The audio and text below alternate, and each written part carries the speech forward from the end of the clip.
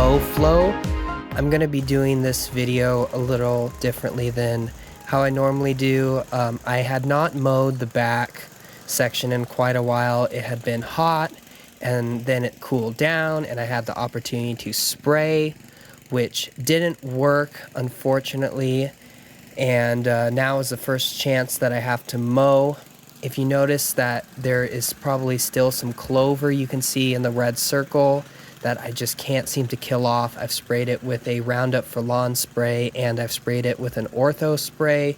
The Ortho spray was absolute garbage, trying to get a refund on it. It did nothing. There are some brown patches, as you can see in the lawn. Those are areas of crabgrass that I could tell has started to kind of wilt out for the season. So I'm trying to remove as much as that as I can as soon as possible. That way next year I'll be kind of ahead of the game and I can put some pre-emergent down. Anyway, here I come around with the first pass using my McLean.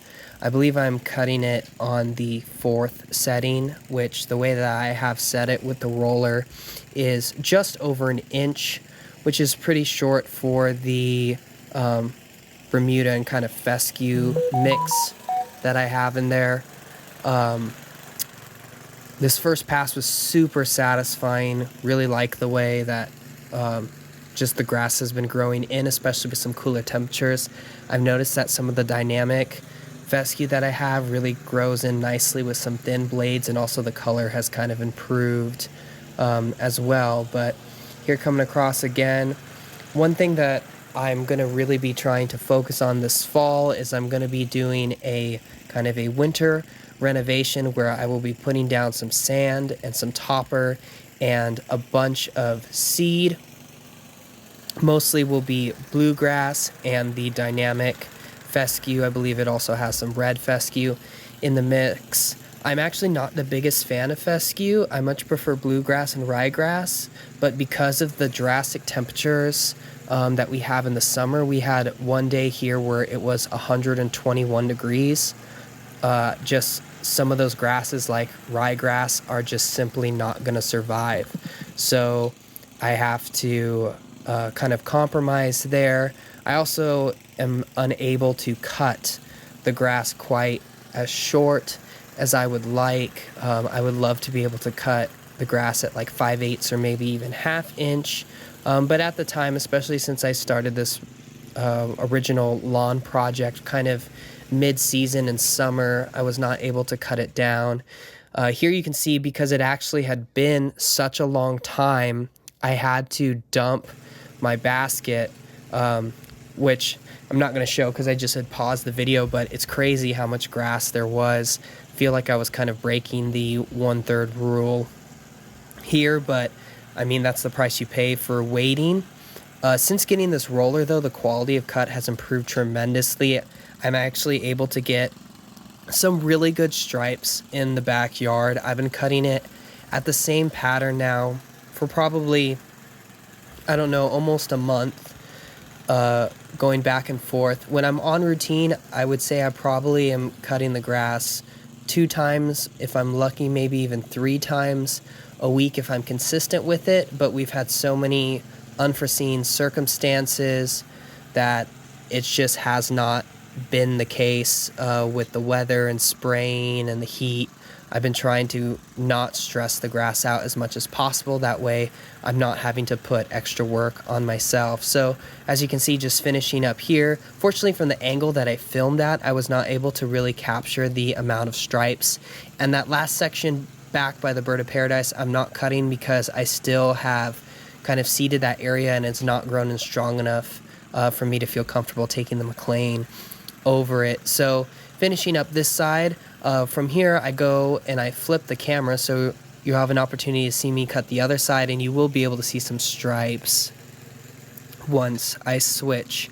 Let me know what you think of this camera quality. I have just gotten a Samsung Galaxy Note 20 Ultra, which I'm absolutely loving. I'm shooting this, I believe, at just 1080, 30 FPS. So nothing crazy. I've beefed up the settings since. So here's the back side. Same thing, if you notice there's a little area down in the corner by the trees that I'm skipping just because I've also seeded those areas and they're just not ready to have the heavy McLean roll through them. Really not like how the color of the grass is just really popped through. I didn't really do anything color-wise to my videos except just adding a little bit of white balance. As you can see, the sun's kind of poking through there. It's been really smoky here in California. The fires have been really bad lately. God bless those firefighters, doing a really good job trying to fight those fires and save as many homes as possible. We live on a hill surrounded by lots of trees and brush, so we're very dependent and thankful for all that they do. So this is pretty much some of the final passes coming up here. To be honest, I was really worried at this point because I could tell that my motor was kind of sputtering because I had been low on gas and I did not have any spare with me in my tank, so I knew I was going to have to probably go down to the gas station, and I was like, please let me get through just the first cut, because nothing is worse than when you are halfway through the mow and you run out of gas and you have to stop. And the title of this episode is MOWFLOW, because you do not want to get something in the way of your MOWFLOW.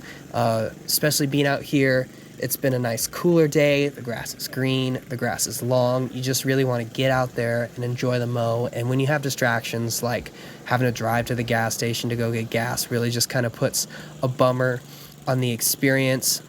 I've been working really hard to try and get these stripes as straight as possible. They've been looking really good. I did not get the second and third cut. I believe I almost made 4 passes in the end, but for this case I had only filmed the first pass. I think I did the next maybe 2 with the catch, and then for the last ones I had taken off the catch. There's still some stragglers, and I did string trim after this, but that will do it for a wrap. Thanks so much for watching. Let me know if you like this style, and I can't wait to see you soon. Peace.